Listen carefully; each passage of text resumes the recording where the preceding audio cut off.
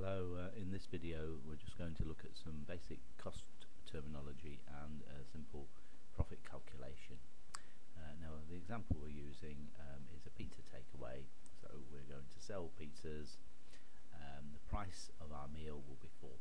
We're selling the pizza for £4 and we can call that revenue per unit.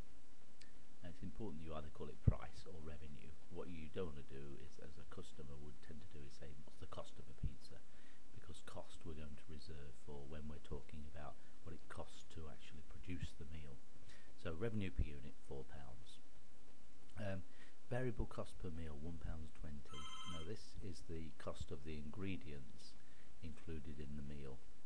So the pizza dough, the tomatoes, etc., that go into making up the pizza that we're selling for £4. So £1.20. Now we call this a variable cost per unit, so per meal. And it's a variable cost because the more pizzas we sell, of course, the more raw materials we must buy in, and that will increase the cost. It varies with the output, changes with the output. The other cost that we want to look at is fixed costs. Now, fixed costs, we're doing this over a period of time, so in this case per month. And the sort of costs you'd include there would be wages, rent, electricity for running the shop. And what we're saying is that's a fixed amount every month, £2,000 total, and that does not change even if we don't sell any pizzas in that period. We still have to pay those costs, those fixed costs. So it's over a set period of time, those costs are fixed. So what we're saying now, the rent's the most obvious. You've got to pay the rent. You've got a contract, say 6 months, so you must pay the rent £600 a month, even if you don't have any customers. The same with the wages. We're assuming we've got people behind the counter that are there, whether there's customers or not, and that the electric is sort of turned on. The ovens are all ready for the customer who might walk in at any minute. Now, in a later date, we can talk about these wages and the electric. Could be ones that we could have as semi-variable, because there is an element in wages and in electricity, and some of these other costs that we could say are fixed. Also, depending on the business and how it's run, these could be semi-variable. For instance, we could have wages which are for full-time employees, like a manager's salary, which is paid all the time, whether he's got customers or not.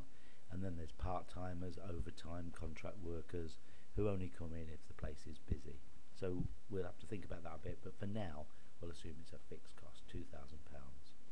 And the number of pizzas sold each month, 2,000 pizzas, we call that the output, the number of units we sell in the period of time we talk about. Okay, so there's our example, there's our terminology. By the way, variable costs, we can also call that direct costs. So we can call variable cost direct cost. Make a note of that if you like. And fixed costs, we can call that indirect costs, or sometimes it's called overheads. Now, profit calculation.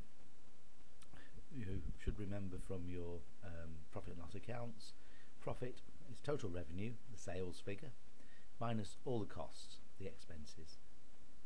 So total revenue minus total costs. So total revenue, going down to this next line, profit equals total revenue minus the total variable cost. That's the cost of all the ingredients in this case, all the dough and the tomatoes used up in the output that we produce in that period, and minus the fixed costs in the period of time. So we're talking about profit during a period of time. So over the month, we've got 1 month, we've sold 2,000 pizzas. Our total revenue, now I'll just do this for you as a spreadsheet so you can just see how it's picked up. We want the 2,000 times the £4.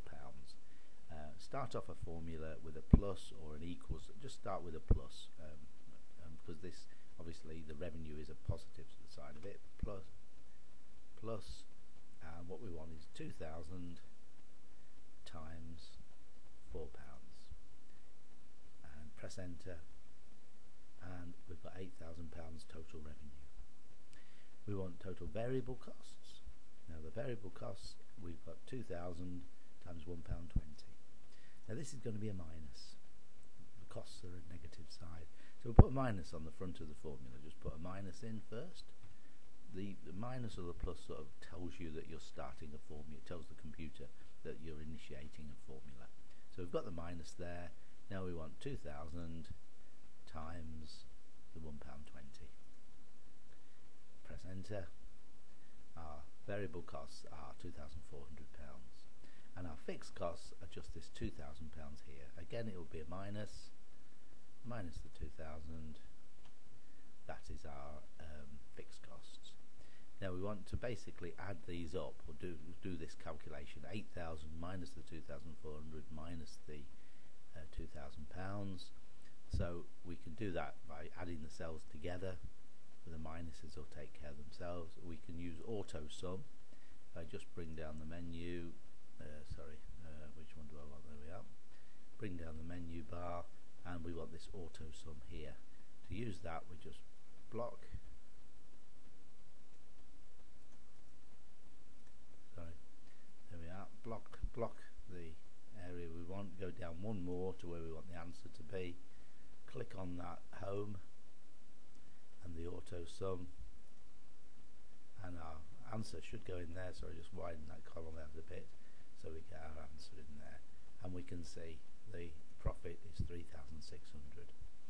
While we're there looking at that profit, we can see that the 8,000 minus the 2,400, that would give us a gross profit.